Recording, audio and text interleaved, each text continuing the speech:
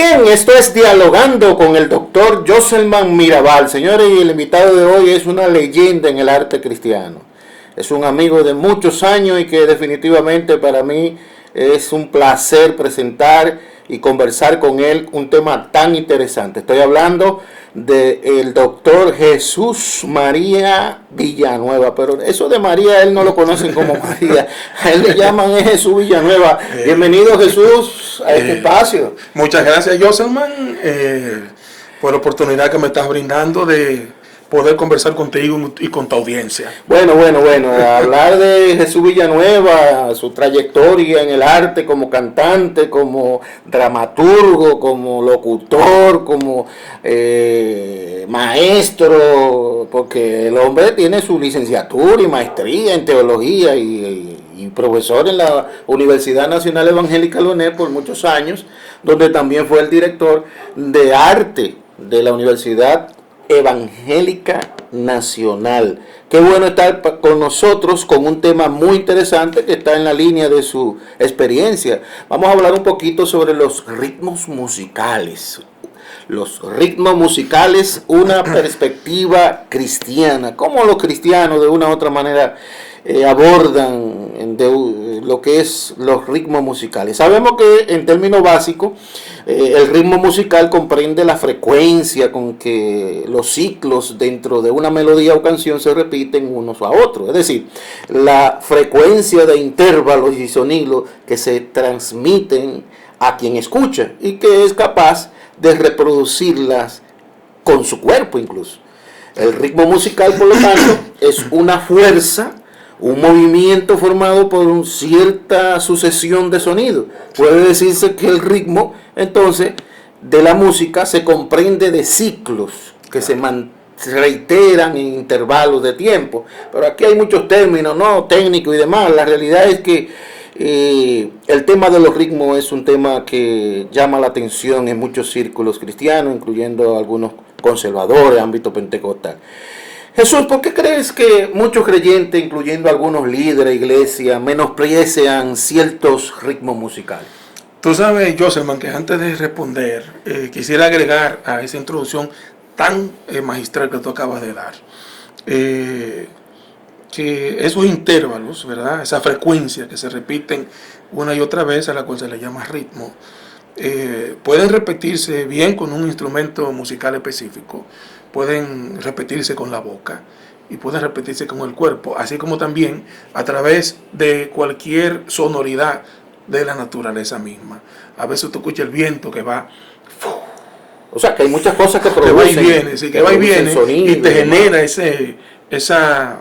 ese ciclo que se convierte en una especie de ritmo. Hay una situación con el ritmo en las iglesias, más que con las melodías. El detalle con los ritmos muchas veces tiene que ver con la costumbre. O sea, ¿qué tanto estoy yo acostumbrado a escuchar ese patrón? Pero digamos ese patrón rítmico. Pero digamos que muchos creyentes están acostumbrados a escuchar muchos ritmos fuera de la iglesia, en otro tipo de canciones. Sin embargo, cuando se trata de introducirla al escenario de la iglesia, lo rechazan. Sí, claro, lo rechazan, y aquí era la segunda parte de lo que iba a decir. Lo rechazan por el marco de referencia. El marco de referencia. O sea, en otras palabras, si yo, siendo o no creyente, escucha esto bien, si yo, siendo o no creyente, soy una persona de cierta solvencia moral y me he acostumbrado a escuchar la bachata en los cabarets, yo voy a asociar la bachata siempre con el cabaret. Y entonces eso, yo que tengo cierta solvencia moral y que entiendo que un cabaret no se debe pisar, cada vez que yo escuche la bachata, aunque sea fuera del cabaret, voy a decir, esa música de cabaret, y no va a entrar dentro de mi mundo musical, porque dentro de mi solvencia moral yo no asumo los cabaret y la bachata se asocia al cabaret. Entonces, empecé poniendo como ejemplo la bachata, porque la bachata, obviamente, es una música que inicialmente tú la escuchabas en los patios o en los cabarets. Y ese referente hace que una iglesia determinada diga, esta música no me gusta porque esta música está siendo dedicada a la prostitución. Pero tampoco el perico ripiao, ni el merengue, ni nada de eso. Sí, igual, porque es igual el elemento del referente. El perico ripiao se asocia a aguardiente, a beventina, a la beba, y ciertos ritmos se van asociando a cosas.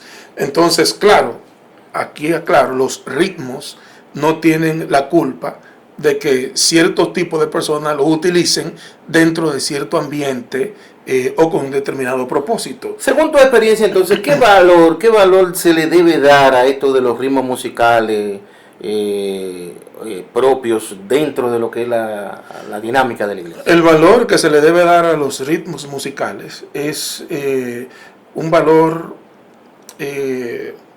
tipo herramienta.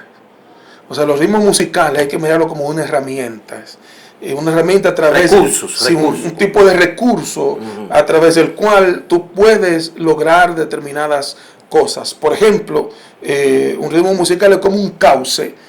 Un cauce, por lo general, de un río lleva agua, pero pudiera llevar piedras, pudiera llevar peñones. Esas aguas pueden estar acompañadas de piedras y de veneno. Y entonces el agua será dañina, pero el agua pudiera también ser cristalina. Eso pasa con el ritmo. O sea, un ritmo no es más que un cauce, un canal, un instrumento, una herramienta, un recurso a través del cual tú llevas algo. ¿Qué es lo que llevas? Bueno, ya eso depende de qué tipo de persona lo está tocando. Pero muchos se preguntan, ¿cuál es el aporte que puede dar, por ejemplo, el merengue, el perico ripiao, la bachata, la salsa y el son en la liturgia de la iglesia? Bueno, además el gran aporte cultural y de identidad en el sentido del lugar donde tú eres. O sea, además de ese gran aporte cultural, a la iglesia le puede significar un elemento importante como herramienta para atraer cierto tipo de personas al mensaje de Jesucristo, como los panes. Los panes y los peces se lo come un desgraciado, un maldito desgraciado, pero también se lo come una persona piadosa y temerosa de Dios. Entonces el pan yo lo voy a utilizar, yo voy a decir, este pan yo lo voy a multiplicar para que todo el mundo coma, pero al final lo que me interesa es que escuchen lo que voy a decir. Bueno, eso pasa con la música. La música es un pan. Una carnada que tú le colocas a alguien para que esa persona se relacione o se identifique con algo que posiblemente está acostumbrado a escuchar, solo que cuando se acerca a escuchar, va a escuchar un tipo de mensaje, de palabra, que no es el que posiblemente está acostumbrado a escuchar dentro de los marcos referenciales de donde viene esa música. Hemos hablado del merengue, el perico ripiao, la bachata, la salsa y el son, pero ¿qué opina usted, por ejemplo, de lo que le llaman el reggae, el reggaetón, la música urbana, hip hop, rock y otras más que andan por ahí? ¿Qué opina usted? Sigue siendo igual. O sea, voy a empezar respondiendo esto diciendo lo siguiente: ningún ritmo, género musical tiene la culpa de que alguien los utilice para cosas nocivas, para morbosidades, para estimular a la violencia o al uso de sustancias prohibidas, o bien para comunicar un mensaje de salvación o de regeneración o de transformación. Entonces yo opino sobre la música urbana en sentido general, lo mismo que opino sobre el merengue, la bachata y cualquier otro género musical. Eso no es más que una herramienta que, dependiendo de la mano en la que esté, esa puede ser su utilidad. Un cuchillo en las manos de un carnicero no es más que una herramienta para cortar la carne con los cortes más atractivos que puedan haber para uno comprar y cocinarla, pero un cuchillo en las manos de un asesino es un tremendo peligro. Bueno, eso pasa con estos ritmos y estos géneros musicales. Estos géneros musicales en las manos de los perversos, de los que no tienen temor de Dios, en las manos de ellos es pernicioso, es de gente carnal, por Sí, ejemplo. es degenerativo en las manos de un carnal, pero en las manos de un cristiano, obviamente, va a ser otra cosa porque el cristiano le va a dar otro propósito al género y al ritmo musical que no se le da el perverso. Hablemos un poquito entonces de tu experiencia en el arte. Sabemos que tú has sido en muchos aspectos controversial porque tú has introducido a la dinámica de la liturgia de la iglesia una serie de elementos y de cosas que han tenido que romper cierto paradigma. ¿Cómo ha sido, cómo ha sido esa experiencia? ¿Qué ha sucedido? Es una experiencia para mí de mucho aprendizaje, porque esos choques, ¿verdad?, que generan este tipo de cosas, me ha permitido cultivar una paciencia maravillosa, extraordinaria, y una capacidad de comprensión de las personas que lo adversan. Porque el que lo adversa y no lo acepta tiene razón, porque su marco referencial no le permite llegar hasta ahí. Y ahí entonces, quiéralo o no, uno se convierte en un tipo de hermano mayor. Un hermano mayor que sí entiende los usos que se le pueden dar a esas cosas, pero que debe tener paciencia para que el que no los entiende, pues en algún momento lo pueda entender o definitivamente amarlo a esa persona, respetarla y aceptarla tal y como está, aunque no entienda el uso de esas cosas. Hay personas que te han rechazado. Oh, sí, definitivamente. ¿Cómo tú has manejado ese rechazo? Igual, o sea, es lo que te estoy diciendo. O sea, las personas que me han rechazado, yo entiendo que no me están rechazando a mí. Están rechazando algo que no aceptan dentro de lo que yo hago. Y te repito, eso me ha dado madurez, porque al final, Joselman, al final, lo que los obreros del Señor hacemos, lo hacemos con 3 propósitos. Uno es alabar y glorificar a Dios. El otro es inspirar y edificar a la iglesia. Y el otro es conquistar al perdido. Entonces, si yo voy para una iglesia y esa iglesia determinada no acepta ciertas formas de cómo nosotros podemos dar el evangelio, al final a lo que yo voy para esa iglesia es a inspirar y edificar. O sea, yo no tengo por qué generar provocación que genere cierto disturbio y que divida. Ahí yo he tratado de cuidarme con eso. O sea, eso no significa que no soy de vanguardia. Claro, yo soy revolucionario y de vanguardia, pero también yo debo aprender a entender a mis hermanos. Pero también está la otra moneda. Yo tengo testimonio de mucha gente que te sigue. Sí, sí, que sí, claro. confía en lo que tú haces. Claro, Tienes claro. miles de seguidores en las redes que de una u otra manera hablan de esa experiencia. ¿Cómo te sientes cuando escuchas esas palabras y esas cosas? Mira, si supiera que me siento muy bien y satisfecho con la satisfacción del deber cumplido. Iba a decir me siento orgulloso, pero es mejor decir satisfecho. Me siento satisfecho con esa satisfacción del deber cumplido y a esos hermanos míos que sí asimilan todo lo que el Señor me ha permitido trabajar desde las artes. A veces uno tiene que hacer un llamado de atención porque a veces uno entra en diatribas y en discusiones estériles cuando uno trata de imponerle a alguien que comprenda lo que yo comprendo, pero que él no lo comprende. Y hay que tener paciencia. Eso lo digo a mis hermanos que sí asimilan nuestro ministerio. Tenemos que tener paciencia con los que no lo asumen, porque también son nuestros hermanos. Y hay que tener tolerancia con ellos. Claro que sí. La tolerancia Claro que es muy sí. importante. Hablamos un poquito de tu experiencia como director de arte en la Universidad Nacional Evangélica. ¿Cómo fue esa experiencia? Yo fui testigo de un montón de eventos, en algunos participé Sí, sí, como claro, iniciativa claro, dentro claro. del marco de esa dirección. Bueno, una de las cosas que se logró en mi labor desde la UNEF es el poder generar confianza en la mayoría de esos muchachos que de alguna u otra manera formaban parte de ese departamento de cultura en ese tiempo en que yo estaba. Esa confianza que recibieron en su capacidad artístico-cultural. Los que vieron la oportunidad de desarrollar su potencial como escritores, por ejemplo, dentro de los círculos que pudimos trabajar ahí.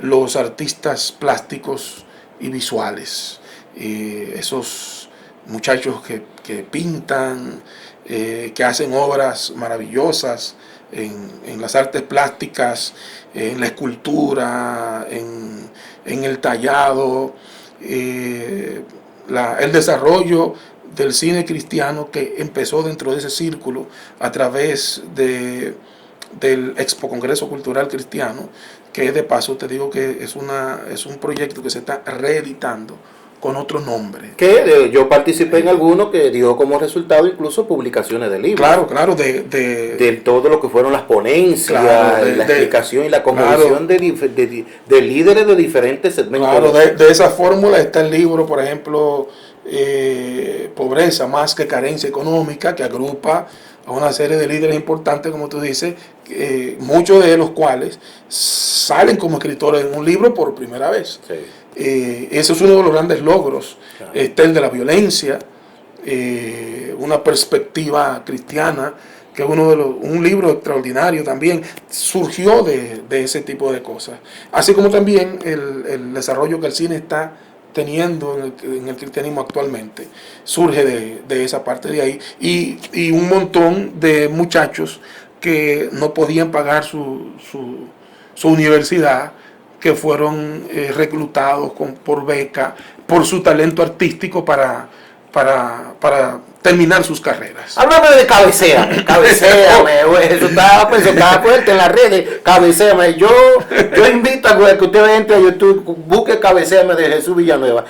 ¿Cómo surge eso de cabecéame? Bueno, tú sabes que la motivación a decirle que sí al Señor Jesucristo, uno lo hace de muchas maneras, y siendo uno dominicano, nosotros los dominicanos, puertorriqueños, cubanos, los isleños, además de usar las palabras para decir las cosas, utilizamos muchos ademanes, y uno de los ademanes que nosotros utilizamos para dar una afirmación o decir algo positivo es meneando la cabeza. Y entonces de ahí surge esta canción Cabecea, dime que sí, con tu cabeza, y nunca me dejes de cabecear, no, diciendo sí al Señor. Eso está muy bien, porque mucha gente cree que los cristianos no se gozan, no se divierten, que no hacen ese coro, porque la realidad es, señores, que los ritmos musicales, desde una perspectiva cristiana, tienen que ser de una u otra forma acogidos, integrado a lo que es la liturgia de la iglesia.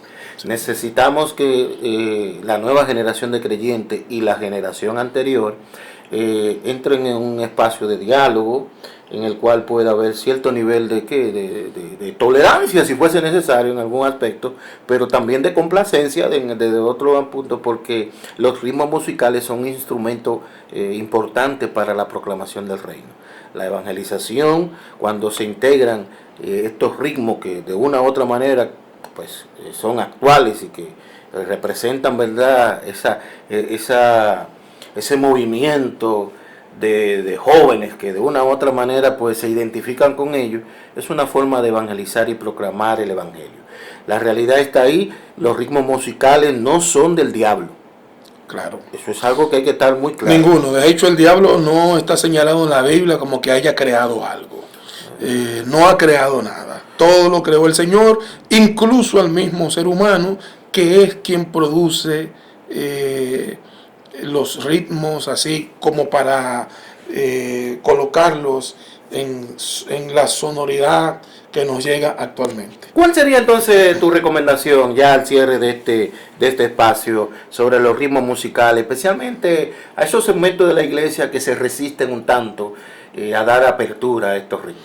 No, mi recomendación con esto es que a ese grupo específico, ¿verdad?, que tú acabas de mencionar, es que se sigan a sí mismos.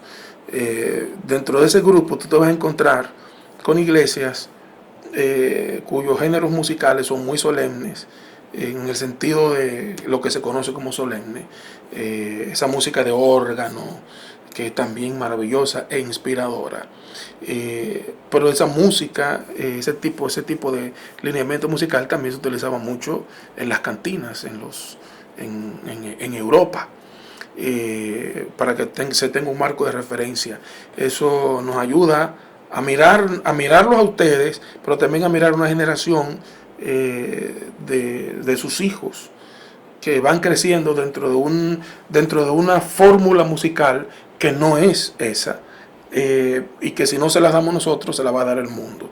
Y nosotros debemos dársela con el mensaje colocado donde tiene que ser. Y el caso de las iglesias bien pentecostales, por ejemplo, cuyos instrumentos musicales son, por lo general, el pandero, la güira, la maraca, la tambora, pero no tienen otros instrumentos musicales más que esos. Cuando uno escucha esos coritos y uno lo mira con el oído musical, los escucha con el oído musical, se va a dar cuenta que están tocando batá, que están tocando, ¿piensas entonces que están tocando merengue, que están tocando salsa, que están tocando plena? Lo único es que no están armónicamente organizados, pero cuando un músico lo agarra se va a dar cuenta, pero esto es una plena. Eso es importante que lo sepan, que al final lo que ustedes están tocando es lo mismo que otros ya han estilizan a través de los arreglos de la producción. ¿Piensas entonces que tanto la nueva generación de creyentes que, ¿verdad?, es muy afín a estos ritmos, como la generación anterior, deben revestirse de cierta tolerancia? Sí, y de cierta paciencia. O sea, tenemos que tenernos paciencia. Porque a veces hay cierto antagonismo entre sí, claro.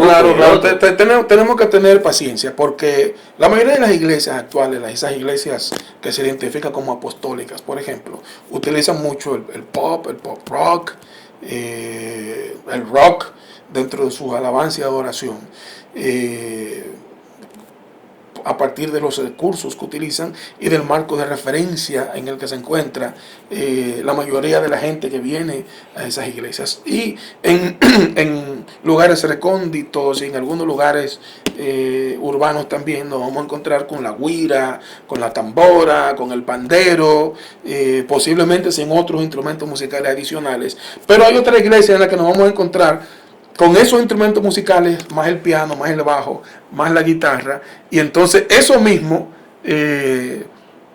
adquiere una dimensión distinta porque se le agregó un piano o se le agregó un determinado instrumento musical que mantiene el mismo ritmo, pero la música hecha con el piano, adicionada del piano, entonces lo hace sentir, pero es un merengue. También es un merengue porque está tocando la tambora de esa manera. Bueno, tenemos que revestirnos de paciencia en cuanto a eso, porque, y con esto voy a terminar esta parte, tenemos que revestirnos de paciencia porque al final nosotros no vamos a encontrar un versículo bíblico que le diga a un determinado ritmo musical, arrepiéntete para que no te vayas al infierno. Eso se lo dice al ser humano, me lo dice a mí, te lo dice a ti, porque somos nosotros los que tenemos que arrepentirnos para entonces darle a la música el uso correcto y adecuado desde la perspectiva de Dios. Bueno, señores, hemos tenido aquí un invitado de lujo, porque es un hombre del campo, del ramo